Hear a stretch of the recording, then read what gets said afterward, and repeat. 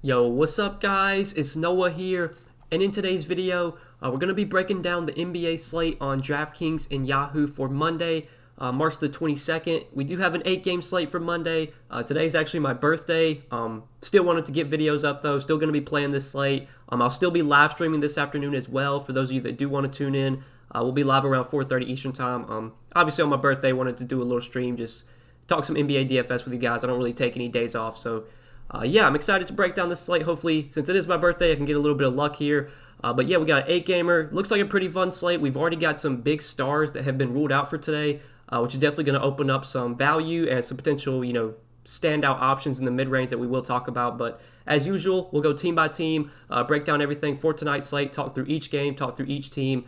Just before we do get started, guys, please hit that like button down below. As always, I do always appreciate the likes. Hit the subscribe button as well. If you are new here, subscribe and be sure to click that notification bell so that way you do get notified every time I upload, and you also will get notified every time I do go live. And like I said earlier, I'll be live streaming this afternoon, probably around 4:30 Eastern time. For those of you that do want to tune in, we'll break down everything, talk through everything for tonight's slate once again. But yeah, guys, let's go ahead and start off with the Kings and Cavs game. We'll take a look at this one right out of the gate. This is not a game that I really have a ton of interest in. On the Kings side today, there really isn't too much that stands out from Sacramento. De'Aaron Fox is someone that you can always play. He's a guy that I always have interest in. But on this slate, in this matchup, the Cavs are not they're not a good defensive team, but they do play really slow. This is just not a game I really want to have a ton of exposure to. Fox, you could look to in tournaments. Kind of the same could be said for Rashawn Holmes. Both those guys have a ton of upside. Tyrese Halliburton at 5,500 I think looks somewhat appealing just because, he's starting to get more minutes. Obviously, he lost some minutes last game due to the blowout, but he's been starting in place of Marvin Bagley, playing around 32 to 34 minutes. I assume that's what we get from him today, if this game stays close. So you could maybe go to Halliburton, but, all these guys, Halliburton, Fox, Holmes, I think they're just lower-owned plays. I don't see much, I don't really see any core plays coming from Sacramento today. And I think the same could be said for Cleveland. There really isn't a ton that stands out from Cleveland.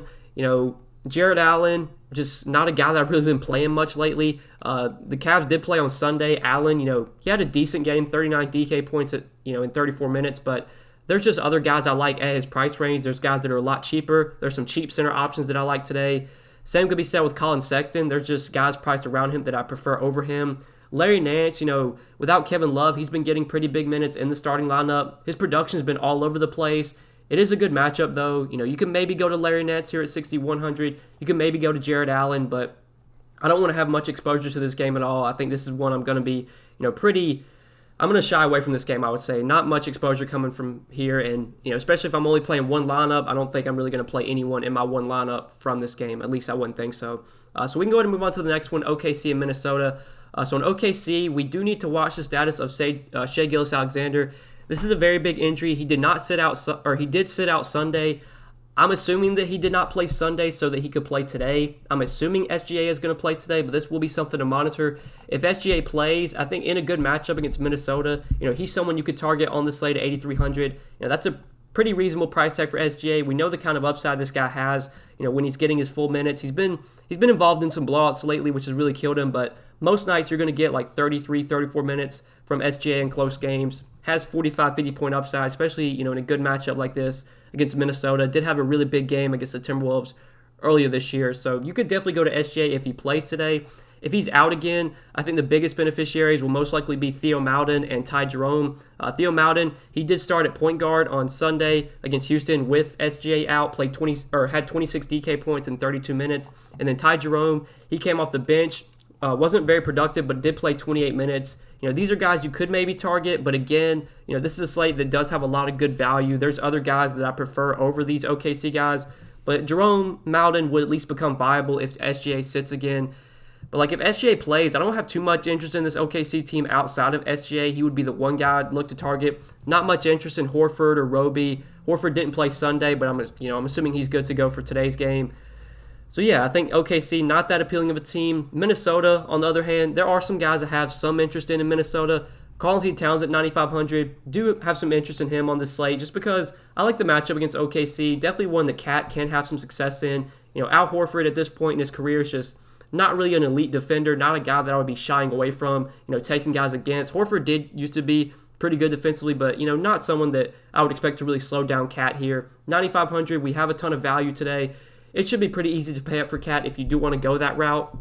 In my opinion, this is a slate that has a lot of great mid-tier plays. We're going to talk about some of these guys in the mid-range that look really, really good today. But there's plenty of value as well. This is definitely a slate that's loaded. There's good value. There's great mid-tier plays. There's stars you can pay up for. If you want to pay up for Cat, I think at 9,500, he's definitely someone I would be looking to as a pay-up option. Anthony Edwards been playing so well lately, getting a ton of minutes, playing 36 to 38 minutes a night, just getting massive usage, taking 20, 25 shots a game. With Malik Beasley and D'Angelo Russell both still out, we should expect this to continue for Anthony Edwards. I don't mind paying $7,200 for him just because of how much usage, how much opportunity he's getting right now. Does he project like as a top play at that price tag? No, but he's still someone you could definitely look to target. Rubio, I don't have much interest in at his price tag. I think he's just priced appropriately. He's shown some upside this year, but he's definitely shown some risk as well. Like Rubio, the ceiling is there, but the floor is definitely still pretty low too. I think if I'm going to anyone on OKC, it's going to be Towns and Edwards. I don't really see much interest for me in anyone else on this OKC team. So we can go ahead and move on to the next game, Charlotte and San Antonio. So on Charlotte, this is one of the teams that I'm really focused on for today. I'm sure a lot of you guys are probably feeling the same way. We already know that LaMelo Ball, really, really sucks for LaMelo Ball, was having such a good year, was, the front runner for Rookie of the Year, and now he's going to miss the rest of the season with I believe it's a fractured wrist. Yeah, fractured bone in his right wrist. So LaMelo's going to be out moving forward. He's basically going to be out the rest of the season. Terry Rozier, he's listed as questionable on DK, but he's actually probable. Terry Rozier is expected to play today. But we do know that Cody Zeller remains out. But really the big one here is LaMelo Ball is out. So LaMelo Ball, I'm pretty sure he got, announced as out, after the salaries had been released. So we've got some clear standout plays from Charlotte. I think with LaMelo Ball out, the two biggest beneficiaries are definitely going to be Terry Rozier and Devante Graham. And I think both these guys look great today. $6,600 for Rozier, only $4,800 for Devante Graham. I love both these guys. I think you can play them together in the same lineup. Both have point guard, shooting guard eligibility on DK. On Yahoo, they're both very affordable. Devante Graham is super cheap on Yahoo, only $13. Terry Rozier, very affordable, only $24. Just without LaMelo Ball on the floor, I expect Rozier and Graham to be, around fantasy point per minute players. They do have very high usage rates with LaMelo off the floor. Rozier, he hasn't really been someone I've looked to target much recently. Haven't really played Rozier in quite some time, but now that LaMelo is out, Rozier looks like a top play today, only $6,600. We've seen the upside from Rozier. He's going to get the minutes. As long as the game stays close, he's going to play 36, 38 minutes, especially since, LaMelo, who is playing 30-plus minutes a night, those minutes have to go somewhere. I expect Rozier to get a few. I expect Graham to get a good amount. Devante Graham, he was only playing 18 to 20 minutes off the bench. But now I expect Devante Graham to move into the starting lineup, probably play around 30 minutes or more. He's a big beneficiary with LaMelo out, but definitely like Terry Rozier at $6,600. And yeah, Devante Graham, I'm assuming that he starts in place of LaMelo.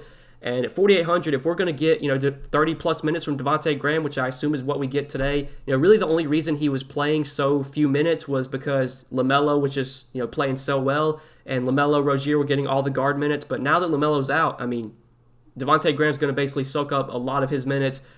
$4,800, that's just way too cheap for Devante Graham. He's averaged almost a fantasy point per minute this season with LaMelo off the floor. He should be with LaMelo out now, Devante Graham, we're going to see his price get up to probably around $6K, close to $7K.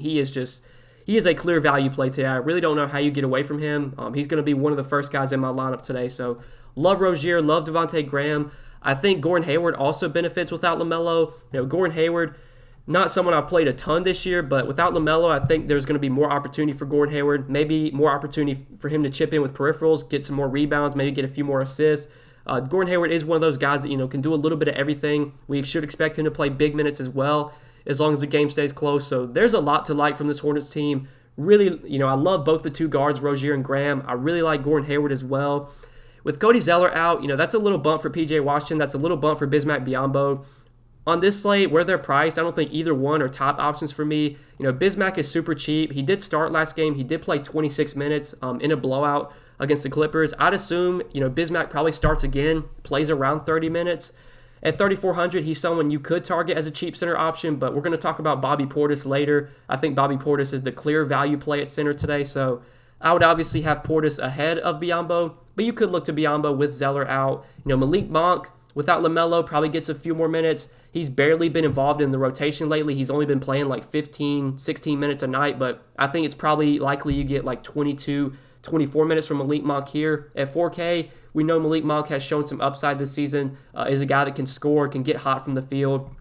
Someone you could definitely take a shot on at 4K. So, yeah, there's a lot to like from this Hornets team. Really, I think Rozier, I would say Graham, when you factor in price, Graham and Rozier are my two favorites, but really like Gordon Hayward. I think Malik Monk's in play. I think Biyombo you could target without Zeller. You could maybe go to PJ Washington too, but definitely Graham, Rozier, Hayward, and Malik Monk. Those are the four guys I really like from the Hornets today. I'm fine playing, 2, 3. Don't know if I'd play 4 Hornets, but I think playing Rozier, Graham, Hayward, like that's totally fine. Or if you want to go Rozier, Graham, and Biyombo, totally fine with that as well. A lot to like from this Hornets team. Now on the San Antonio side, not as much stands out here. DeMar DeRozan at 8,500 feels priced appropriately on this slate. I don't really want to pay it for DeRozan at 8,500 when we have Chris Middleton for $1,000 cheaper without Giannis. So I'm not really going to be looking to DeRozan. Same thing could be said for Dejounte Murray, especially when we have, Drew Holiday priced cheaper without Giannis. You have Rozier almost $1,000 cheaper. Like, these are guys that I would rather play over Dejounte Murray today. Jakob Poeltl, I will mention just because it is a really good matchup. I expect him to be super low owned on this slate, but we've seen lately, as long as Jakob Poeltl can stay out of foul trouble, he's going to play like probably 32, 34 minutes with LaMarcus Aldridge out. Jakob Poeltl's their starting center moving forward, and the minutes are going to be there as long as the game stays close and as long as he's not in foul trouble. So you could definitely look to Jakob Poeltl as a lower owned center option at 6,100. Like, I don't really want to play Keldon Johnson at his price tag. I really don't want to play Derek White at his price tag. Lonnie Walker had a really big game last game, but a lot of that had to do with, Dejounte Murray and Patty Mills being out. I'm not going to play Lonnie Walker today. So really from San Antonio, I think it's Jakob Poeltl. It's just a lower owned tournament play. Maybe Dejounte Murray, but not much I really like from San Antonio. A lot of my exposure this game is going to come from the Charlotte side for sure. But moving on to the next one, Toronto and Houston. So on Toronto, this is a back-to-back for the Raptors. Something to note just because, they have had some guys come back from COVID protocols. I would assume that everyone's going to play here, but maybe they rest somebody. I think OG Anunoby has rested before on back-to-backs this season. He can maybe rest. I don't think he would, but just keep an eye on it. Assuming everyone's full go, though, I would say my favorite play from Toronto, it's probably VanVleet and Siakam. I think those are just the two guys that are the most underpriced, whereas Kyle Lowry, at his price point, I don't really want to pay $8,100 for Lowry. He was kind of... he's been priced up when VanVleet and Siakam were out. Now that they're back, I'd rather just play VanVleet and Siakam for a little bit cheaper. VanVleet, $7,600. It's tough to predict when we're going to get those big games from Fred VanVleet, but we know for sure he's going to play a ton of minutes. The matchup's pretty good against Houston, a team that does play relatively fast. I don't mind VanVleet at $7,600. I do like the matchup a lot for Pascal Siakam here. Just big men have really been killing the Rockets this year. Now that they do have Christian Wood back, I don't think it's as good of a matchup, but still, really do like Pascal Siakam at $7,500. He was terrible on Sunday's slate against Cleveland. Only played 25 minutes, only had 19 DK points. I think that's just going to keep his ownership down today. So, if you want to take a shot on Siakam, looking, for the bounce back, I think at $7,500, he is for sure viable, but I really don't want to go to anyone else on Toronto. Boucher, Powell, OG, they just all feel priced appropriately, if not, a little bit too expensive. So I think we can go ahead and move on to Houston. So on Houston today, this is a team that we are definitely going to have to keep an eye on because this is a back-to-back for the Rockets. They have been resting, John Wall and Oladipo a lot this year on back-to-backs. We really don't know if they're going to play today. This will just be something to keep an eye on. If everyone's playing, like if Oladipo plays, if John Wall plays, I really don't like much at all from Houston today. Everyone just feels priced appropriately. Wood at 8K. Maybe you could go to. He's been seeing his minutes ramp up. He did get 36 minutes against OKC on Sunday. So I'd assume that Christian Wood, if he's able to play here, this is a back-to-back, so just keep an eye on it. But as long as Christian Wood's good to go, I'd assume he gets his normal minutes. You can maybe go to him at 8K. But yeah, we're just going to have to wait and see what they do with these guards, with Wall and Oladipo, because it is a back-to-back. I think John Wall actually did play. I think they were on a back-to-back recently, and John Wall actually played, if I'm not mistaken. I thought he maybe did play on a back-to-back, but just keep an eye on it. I know Oladipo has yet to play on a back-to-back this season, so there's a pretty good chance that he does not play today, which obviously, if Oladipo winds up out, that's going to make a guy like John Wall a lot more appealing. That's going to make Kevin Porter Jr. a little interesting as well. So we just got to keep an eye on these Houston guys. For now, I'm not interested in really any of them, but that'll definitely change if, one of these guards gets ruled out, if Oladipo gets ruled out, or if John Wall gets ruled out. That'll definitely change some things, but yeah, we can go ahead and move on to the next game, Indiana and Milwaukee. So this is another big game for me, one I'm definitely going to be very heavy on, specifically on the Milwaukee side. But talking about some of these Pacers guys first, you got Sabonis at 9K. You know, I don't really like Sabonis that much on this slate. At 9K, he just kind of feels priced appropriately, like a lot of guys on the slate. Like, there's just so many standout plays today. I don't know if Sabonis is really someone I'm going to be building around. But, you know, the matchup does get a little bit better for him now that Giannis, you know, is doubtful. Giannis is not expected to play. So I would say the matchup's a little bit better for Sabonis. I'm definitely going to be playing multiple Bucks today. So maybe, you know, I'll look to run it back with someone on the Pacers. Sabonis would probably be the first guy I would look to. It's just, you know, at 9K, I don't love him at this price. With LeVert now on the team, you know, I would say that hurts Sabonis a little bit. We haven't really seen, you know, he's had two pretty disappointing games in back-to-back games, you know, both in the same matchup against Miami. I would assume Sabonis would bounce back here, but not really a standout play for me. I think he is viable in tournaments. I don't know if he's going to be someone I really get to like in cash games, though. Brogdon in the revenge game, if you want to factor that in, you know, 7,200. That does feel like a pretty nice price for Brogdon. I think he's someone you could definitely look to at this price point. Karis LeVert is 6,400.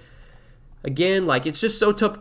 Now that they have these guys, like now that, you know, LeVert's healthy, it's just so tough to predict which one of these which one of these Pacers guys is going to put up the big game. Lately, you know, really none of them have been doing that well. Like in the Miami series, in both those Miami games, you really didn't get any good games from LeVert, Brogdon, or Sabonis. Could one of them have a good game here? Definitely. I don't know if these are guys I'm going to be starting it with in my lineup. Like, I don't know if I'm starting my lineup with any of these Pacers guys, but if I was playing multiple lineups, I'd be sprinkling in Sabonis. I'd be sprinkling in LeVert and Brogdon. But I'm probably not playing anyone else on Indiana outside of those three, or really even considering anyone else on the Pacers outside of, you know, the big three, Sabonis, Brogdon, and LeVert. LeVert, he has been super cheap on Yahoo recently. I'm not sure what his price is today. Yeah, he's $24, so you can maybe target him there. But again, like, Terry Rozier is the same price, and I think I'd just rather play Terry Rozier. But yeah, I guess you could look to some of those Pacers guys, but my main interest in this game is coming on the Bucks side. So right now, we already know that Giannis is listed as doubtful. He is not expected to play today. So with Giannis doubtful, this is huge news. Obviously, Giannis is a very, very high usage player. Getting him off the floor, there are going to be a ton of beneficiaries. And in my opinion, the two biggest beneficiaries are definitely Chris Middleton and Jrue Holiday. Love both of them today. 7,600 for Middleton is just way too cheap without Giannis. 6,800 for Jrue, way too cheap without Giannis. And the same could be said on Yahoo. On Yahoo, you got Middleton at $31 at small forward, way too cheap. Or at guard, Jrue Holiday is only $24, also way too cheap. Love both these guys. You know, I expect them to be, you know, I expect them to get the biggest bumps in terms of usage. We saw last year, you know, whenever Giannis would miss games, you just play Chris Middleton, you just play Eric Bledsoe and move on. Kind of the same could be said this year, except it's Middleton and Jrue Holiday instead of, you know, Eric Bledsoe. But really do like Middleton here. This is someone that I rarely play. Like, I don't really ever play Chris Middleton, but when I do play him, it's usually whenever Giannis is out, which is going to be the case today with him doubtful. So with Giannis doubtful, love Chris Middleton, love Jrue Holiday as well. You can maybe look to Dante DiVincenzo, but he's been priced up a good amount. 6,100. I don't really like him that much at that price tag. He would just be, you know, a lower owned tournament option. Same could be said for Brook Lopez. You know, Brook Lopez has been so inconsistent this year. He has flashed some upside though. Like, you've seen some big games from Brook Lopez. I would say without Giannis, he gets a small bump. You know, you could definitely target him at 4,900. But in my opinion, the clear value play here is Bobby Portis. I'm pretty sure Giannis has only missed one game this season, and in that one game, Bobby Portis did start in place of Giannis, and I'm pretty sure he had a really big game. I think he finished with like 40 DK points or something. I can't honestly remember, but just assuming that Bobby Portis does start again in place of Giannis, he's one of the best value plays on the slate. 4,100 on DK, super, super cheap. On Yahoo, he's a center, which sucks, but he's super cheap over there, $11. Love Bobby Portis today, assuming that he does start for Giannis. Bobby Portis, really just since he's been in the league, has always been a productive player when he does get minutes. Always been a guy that, you know, can contribute when it comes to DFS, gets points, gets rebounds. He can block some shots as well. He's a top value play today, assuming he starts for Giannis. You know, they could do something else. They could start Pat Connaughton. Hell, they could start PJ Tucker, who they have now. But I'm assuming that it's going to be Bobby Portis starting in place of Giannis. I guess we'll see, though. Even if Bobby Portis doesn't start, I would still expect him to play probably at least 22, 24 minutes off the bench, which would still make him a pretty good value at 4,100. Obviously, though, I would prefer that he be in the starting lineup. So, yeah, that really does for Milwaukee. I think definitely my main interests here are Chris Middleton, Jrue Holiday, and Bobby Portis, assuming he starts. But you could look to DiVincenzo. You could look to Brook Lopez. Maybe you could play Pat Connaughton as well. But definitely Middleton, Holiday, and Portis, really the main interest for me from Milwaukee today. So we can go ahead and move on to the next game, Boston and Memphis.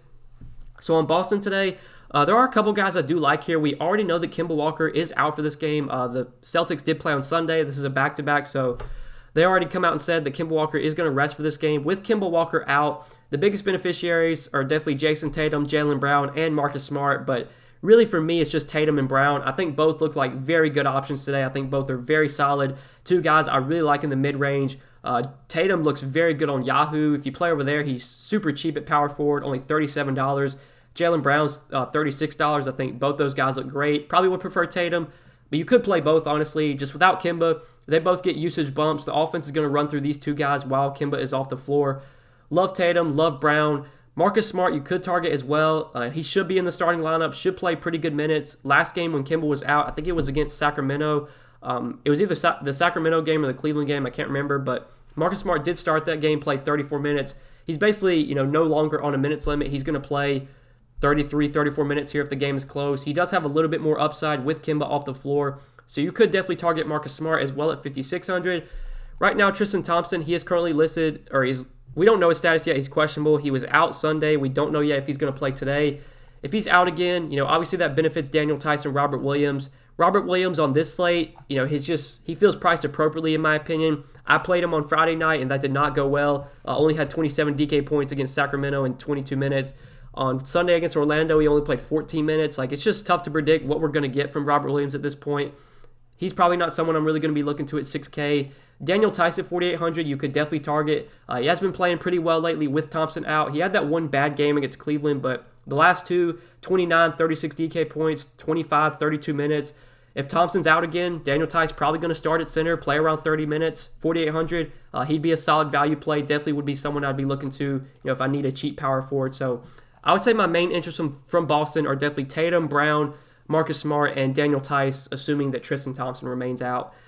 I don't think I'd be going to any of the cheap guards, like Peyton Pritchard, Jeff Teague. Even with Kemba out, I don't think I really want to play those guys. They don't get enough minutes. We've seen when Kemba even when Kemba is out games, they just don't play these guys much. I think last game Kemba was out. Peyton Pritchard played 20 minutes. Jeff Teague played he didn't even play. So yeah, I don't want to play those guys. It's just Tatum, Brown, Smart, and Tice for me from Boston, assuming that Thompson's out. Now on the Memphis side, there really isn't much I like here. J-Val and John Moran, if I was going to play anyone on Memphis, those would be the two guys I would look to. But in this matchup against Boston, tougher spot, I don't feel like these are guys I really need to go to. They're fine as last pieces in. They're guys that are fine to mix in if you're playing a lot of lineups, but definitely not going to get to anyone on Memphis, if I'm only playing one lineup today. Just not that appealing of a team overall. So moving on to the last two games of the night, Utah and Chicago. On Utah, Rudy Gobert currently listed as questionable. This is a huge injury. This is one we are definitely going to need to keep an eye on. I think it was on Friday night. Gobert was listed as questionable for Friday night's game against Toronto. He ultimately wound up played 35 minutes. He's listed as questionable again. I'm assuming that he plays again, but just keep an eye on it. If Rudy Gobert is out, Derek Favors for 3,500 would be probably the best value play on the slate. It would be between him or Bobby Portis, but yeah, I would love Favors if Gobert is out. Favors, he's been productive this year for DFS, in terms of fantasy points per minute. He's been a fantasy point per minute player. He just doesn't get many minutes because, they're basically just going to use him as Favors or as Gobert's backup. He's not really going to play much outside of the, 12 to 14 minutes that Gobert doesn't play. But if Gobert were to sit, I would assume Favors would move into the starting lineup and probably play high 20s, maybe even around 30 minutes at 3,500 in a good matchup against Chicago. Derek Favors would be a top value play today if Gobert winds up out. But if Gobert plays, I really don't like much on Utah at all. Even in a good matchup against the Bulls, I don't think I'm really going to be going to any of these guys in my one lineup. But maybe Mitchell you can mix in if you're playing a lot of lineups. Same could be said for Rudy Gobert. But yeah, not a ton I like from Utah outside of Derek Favors if Gobert were to sit. On the Bulls side, though, kind of the same thing. There really isn't much I like on Chicago either. It is a back-to-back for the Bulls. Just keep an eye on that. I'm assuming everyone's going to be good to go here, though. Tough matchup against the Jazz, pace-down spot. Just really don't want to play any of these Bulls guys. If I were to play one at their price point, like Satoransky, I think looks the most appealing. He's still pretty cheap at 4,400. We know, with him starting now, we're going to get probably around 30 minutes a night from Satoransky. The production's been all over the place, but he did have a good game on Sunday against Detroit, 30 DK points in 28 minutes. He's a fine value for 4,400, but on today's slate, I think there's just better value. Like, I would obviously rather have Devante Graham for sure over Satoransky, so not too much I like on Chicago. Looking at this last game of the night, though, Atlanta and the Clippers. On Atlanta, there really isn't much I like here either. Trae Young's currently listed as probable, so he should be good to go today. Deandre Hunter does have a chance to make his return. He's been out for a while. He's been out for almost 2 months, but he does have a chance to return. He's listed as questionable. If he plays, I think that really just hurts Gallo. Makes me have a lot. I really don't like Gallo anyway at his price, but he would definitely be out of play. Kevin Huerter would get probably a bump down as well. Bogdanovich would get a little bit of a bump down. I mean, Atlanta, there's not much I like here. I will mention Trae Young just because he is super cheap on DK. He's only 8,800. I mean, that does feel way too cheap for Trae Young. I know he's been really bad lately. We haven't seen a good game from him in quite some time, but below 9K, we rarely see Trae Young below 9K on DraftKings. He is definitely underpriced in my opinion, even in a tougher matchup against the Clippers. I do have interest in Trae Young here, assuming he's good to go, assuming he does play, which he should. He's probable, especially because we have so much good value today with Bobby Portis, Devante Graham, potentially Derek Favors if Gobert were to sit. There's plenty of cheap options that you can go down to that allow you to get these studs in, and it's not like you're having to pay 10K for Trae Young today. He's only 8,800, so he looks really appealing on DK. But nobody else from the Hawks stands out. I don't think I'm really going to be looking to anyone else on this team outside of Trae Young. On the Clippers side, I think the same could be said for these Clippers guys, except I will mention, a couple guys outside of, the main two. Kawhi, PG, I basically say this every video. These guys are always playable. I think in a good matchup against Atlanta, they do look pretty appealing here. Straight up, though, I think I would rather have like Trae Young over Kawhi for around the same price point, but Kawhi's definitely someone you could look to at 8,900. PG at 8,200, the same could be said for him. PG is pretty affordable on Yahoo. I do like him a good amount over there at shooting guard. He's $34. I think it looks pretty appealing at that price point. Obviously, I'd probably rather save the $10 and play Terry Rozier, but I think Paul George at $34 on Yahoo does look pretty appealing. Kawhi at 43 you could play as well. And I will mention Ivica Zubac just because we already know that Serge Ibaka is out again. Zubac lately with Ibaka out has been playing pretty good minutes. Last 3 games with Ibaka out, he's played 35, 35, and 25 minutes. He would have played more in the Charlotte game, but it was a blowout. So I'd assume today we probably get around 30 minutes again from Zubac. In a good matchup against Atlanta, he's a point per minute player. If he's going to play around 30 minutes, he projects very well for 5,100. He's super cheap on Yahoo as well, $13. I think I'd probably rather have Bobby Portis if he starts over Zubac, but Zubac you could definitely look to as a value center since we do already know that Ibaka is out. Those will be my main interests from the Clippers today, Kawhi, PG, and Zubac. I don't think I'm really going to be targeting anyone else on this team. So, yeah, guys, I think that does it for all 8 games today. I hope you guys did enjoy the video. I do appreciate you watching. If you did enjoy, just hit that like button down below before you do get out of here. Hit that subscribe button as well. Be sure to click the notification bell so that way you do get notified every time I upload, and you also get notified every time I do go live. We'll be live streaming on my YouTube channel around 4:30 Eastern Time for tonight's slate. So if you're able to tune in, would highly recommend you do so. Be able to answer all your guys' questions, break down everything, talk through everything once again for tonight's slate, in the live stream. But good luck tonight, guys. I appreciate you watching the video. I hope you did enjoy, and we will see you in the next one. Good luck, guys.